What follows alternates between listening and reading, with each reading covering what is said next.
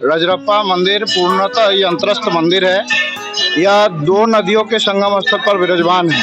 पहला है भैरवी, जिसे हम भेड़ा नदी कहते हैं, और दूसरा है दामोदर, जो नीचे नद के रूप में जाना जाता है। तो ऐसा है कि भगवती के चरणों के नीचे काम और रति विपरीत अवस्था में है। उसी प्रकार एक होता क्या है, प्रकृति का स्वभाव है कि स्त्री नीचे रहती है और पुरुष ऊपर रहते हैं, परंतु ऐसा यहाँ नहीं है। यहाँ विपरीत अवस्था में है। पुरुष नीचे हैं और स्त्री जो है वो ऊपर में है। इसी के चलते देखा जाता है कि पुराणों में और शास्त्रोक्त वर्णन कहा गया है कि विपरीत अवस्था में नदी भी विराजमान है, और उसी नदी के संगम स्थल पर भगवती का यह पूर्ण यंत्रस्थ मंदिर भगवती छिन्नमस्तिका का विराजमान है।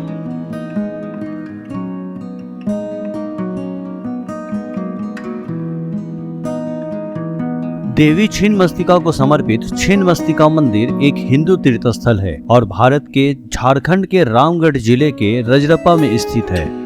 यह स्थान झारखंड के सभी हिस्सों और पड़ोसी राज्य पश्चिम बंगाल और बिहार से भी भक्तों को आकर्षित करता है। छिन्नमस्ता, जिसे छिन्नमस्तिका के नाम से भी जाना जाता है, मंदिर का मुख्य आकर्षण देवी छिन्नमस्ता के सिर रहित मूर्ति का है, जो कमल के बिस्तर पर कामदेव अरती के शरीर पर खड़े हैं। छिन्नमस्ता मंदिर वास्तुशिल्प डिजाइन की तांत्रिक शैली के लिए लोकप्रिय है।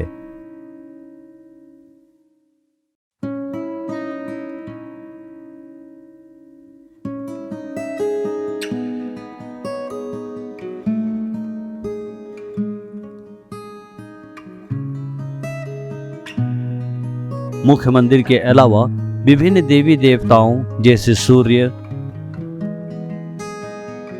हनुमान और भगवान शिव के 10 मंदिर हैं।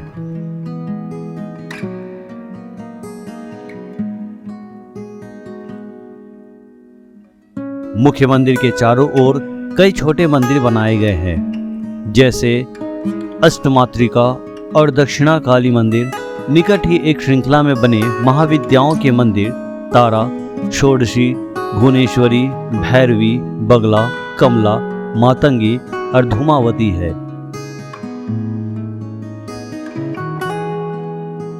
मंदिर 10 महाविद्या का मंदिर है। इस तरह काली, तारा, षोडशी, धूमावती, छिन्नमस्ता, मातंगी है। उसी में भगवती का यह काली कुल का रूप है, भगवती छिन्नमस्तिका का। 10 महाविद्या में 2 कुल माने जाते हैं, श्री कुल और काली कुल। तो भगवती का यह स्थान काली कुल में जाना जाता है। 10 महाविद्या में एक भगवती का स्वरूप है।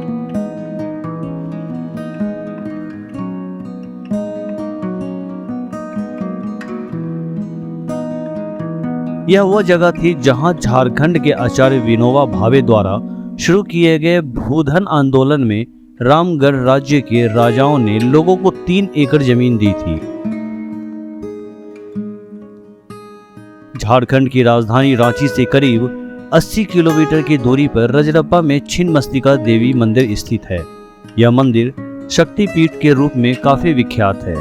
असम में स्थित मां कामाख्या मंदिर को दुनिया का सबसे बड़ा शक्तिपीठ कहा जाता है, जबकि दुनिया की दूसरी सबसे बड़ी शक्तिपीठ रजरप्पा में स्थित मां छिन्नमस्तिका का मंदिर है। छिन्नमस्ता जो संस्कृत शब्द है जिसका मतलब होता है वह जिसका सर काट दिया गया है, जिसे अक्सर लोग छिन्नमस्तिका और प्रचंड चंडिका भी कहते हैं। यह 10 महाविद्याओं में से एक है। 10 तांत्रिक देवी और देवी हिंदू दिव्य मां का एक क्रूर पहलू है। छिन्नमस्तिका को उनकी डरावनी प्रतिमा से आसानी से पहचाना जा सकता है। स्वयंभू देवी के हाथ में अपना कटा हुआ सर और दूसरे हाथ में खड्ग है। उनकी गर्दन से खून की 3 धाराएं निकलती हैं, जिनमें से 2 धाराएं उनकी सेविकाओं की भूख मिटाती है और माता की खून की धारा से धरती नष्ट न हो जाए, इसलिए एक धारा खुद रक्तपान करती हैं। माता द्वारा सिर काटे जाने के पीछे एक पौराणिक कथा भी है। कहा जाता है कि एक बार मां भवानी अपने 2 सहेलियों के साथ मंदाकिनी नदी में स्नान करने गई थी। उसी दौरान स्नान करने के बाद उनकी सहेलियों को तेज भूख लगी और वो भूख से बेहाल होने लगी।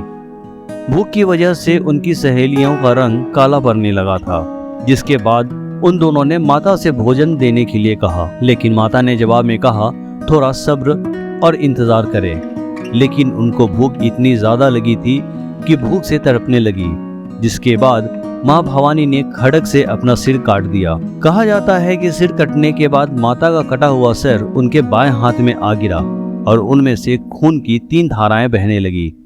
माता ने सर से निकली उन 2 धाराओं को अपने दोनों सहेलियों की ओर बहा दिया, बाकी को खुद पीने लगी।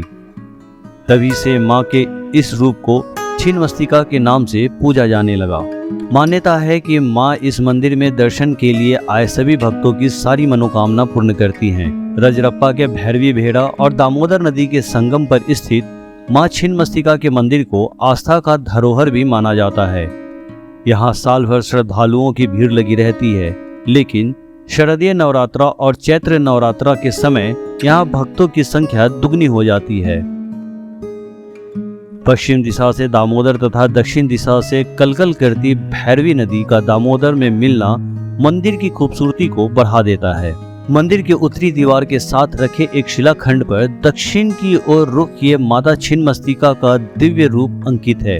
कई विशेषज्ञों का मानना है कि इस मंदिर का निर्माण 6000 वर्ष पहले हुआ था और कई इसे महाभारत कालीन मंदिर भी बताते हैं।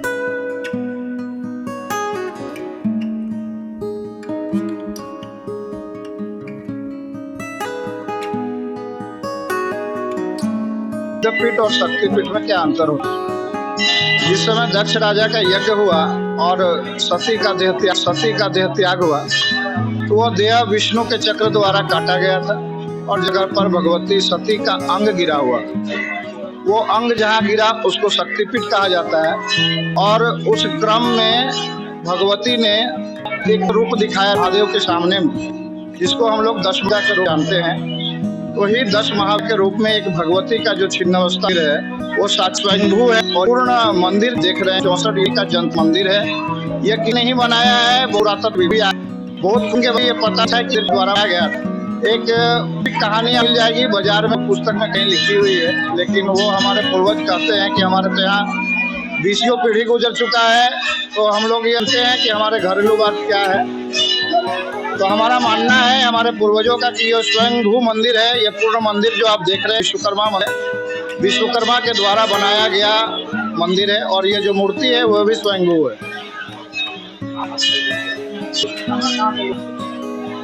पहले तो भीड़ कम होता था, पर अब जो व्यवस्था है रज मंदिर में स्वयंभू है।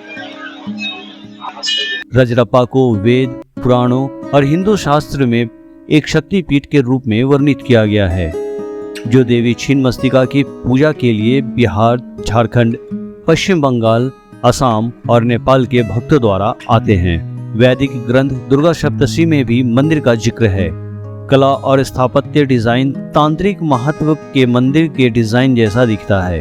मंदिर को असम के कामाख्या मंदिर के तांत्रिक स्थल के रूप में उल्लेखनीय माना जाता है, जिसकी वास्तुकला समान है। मंदिर 10 महाविद्याओं में से एक है। देवी के प्राचीन मंदिर को नष्ट कर दिया गया था और बाद में एक नए मंदिर का निर्माण किया गया और उसमें देवी की मूल मूर्ति को रखा गया।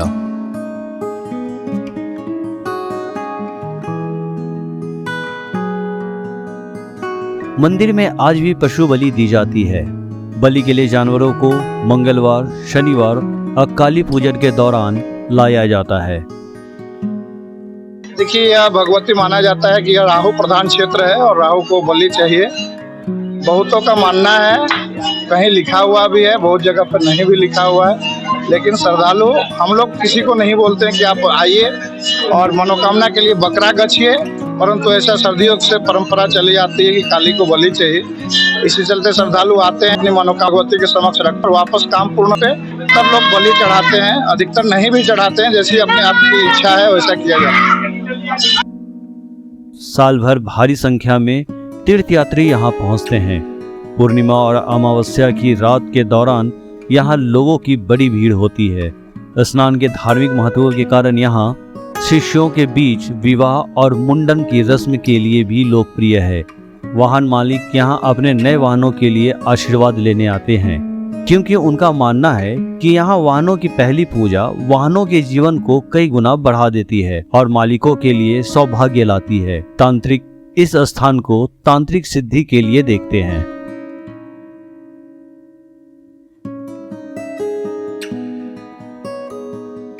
रजरप्पा संताल और अन्य आदिवासियों के लिए एक तीर्थ स्थल भी है, जो अपने प्रियजनों की अस्थियों को दामोदर में विसर्जित करने के लिए आते हैं।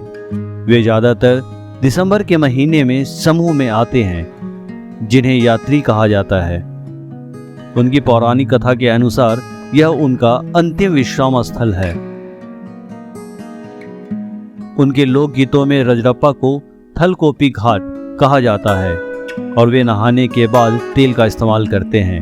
वे झारखंड राज्य के दक्षिणी हिस्से जैसे पूर्वी और पश्चिमी शिवभूमि और सायकोला जिलों से महत्वपूर्ण संख्या में आते हैं।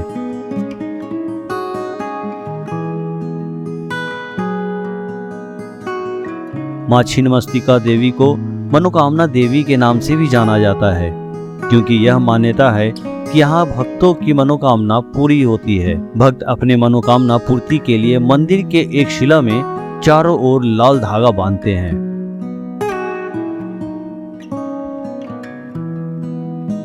मनोकामना मांगने के लिए भगवती का जो सामने नदी है, जिसको हम लोग भैरवी नदी कहते हैं, उसमें गीला वस्त्र पे जैसे कि स्नान करते हुए गीला वस्त्र में डुबकी लगाते हो और एक पत्थर उठा के नदी मंदिर के अंदर में जो दीर्घा है उस जगह पे रख देते थे। जब मनोकामना पूर्ण होती थी तो वो पत्थर उठा के वापस नदी के जल में विसर्जन किया जाता था। तो चूंकि भीड़ बढ़ा, श्रद्धालुओं की संख्या ज़्यादा हुई, इसी कारण वो जो पत्थर है अब बाहर बांधा जाता है। अभी भी चलन वही है कि आप नदी से पत्थर लाइए, अपना जो मनोकामना है मांग के भगवती के समक्ष प्रस्तुत करिए और वापस काम होने पे जो अपना श्रद्धा शक्ति है वो चढ़ा के उस पत्थर को खोल के नदी के जल में विसर्जन करना। माता का शक्ति रूप है। हम यहाँ दर्शन करने आते हैं, आने से सर्व मनोकामना पूर्ण होती है। हम लोगों की बहुत अपार श्रद्धा है, बहुत दिनों से आते रह रहे हैं यहाँ। बहुत पहले गाड़ी की पूजा के लिए आया करते थे, इधर बहुत दिनों के बाद आए हैं, कोविड पीरियड के बाद आए हैं, आकर के यहाँ दर्शन करके अब लौटेंगे। यहाँ की व्यवस्था पूर्व की भांति यहाँ भी बहुत विकास हुआ है, व्यवस्था अच्छी है। मंदिर के अंदर थोड़ा सा और सुचारू रूप से मैनेजमेंट की आवश्यकता है, ताकि पंखे और हवा अच्छे से लग सके श्रद्धालुओं को थोड़ी सी परेशानी है। बाकी नदी में पूर्वत घाट वगैरह एज यूजुअल है।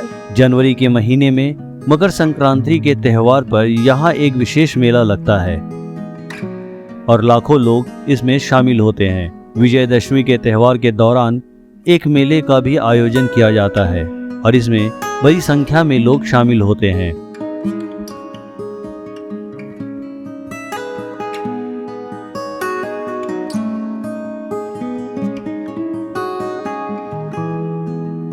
हाँ, यहाँ की व्यवस्था तो अच्छी है, मगर थोड़ा सा प्रशासन और एडमिनिस्ट्रेशन पूजा समिति का थोड़ा सा है कि कमी है। श्रद्धालुओं के लिए थोड़ी सी व्यवस्था होनी चाहिए, जैसे पानी का व्यवस्था हो और क्या कहते हैं साफ सफाई थोड़ी और होनी चाहिए।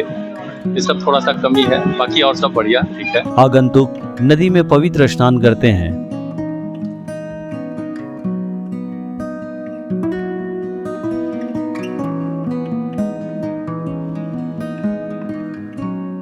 धार्मिक महत्व के अलावा यह स्थान अपने प्राकृतिक वातावरण के कारण एक पिकनिक स्थल भी है।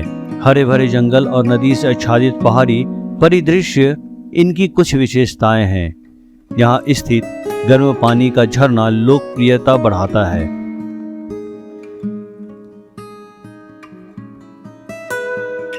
क्षेत्र कावेरा नदी 20 फीट की ऊंचाई से दामोदर नदी में एक जलप्रपात का निर्माण करती है। स्थान में नौका विहार की सुविधा है और आगंतुक नदी के किनारे विभिन्न रॉक संरचनाओं वाले इलाके में नौका की सवारी कर सकते हैं। यह स्थान अपने प्रकृति और धार्मिक महत्व के कारण कई विदेशी पर्यटकों को भी आकर्षित करता है।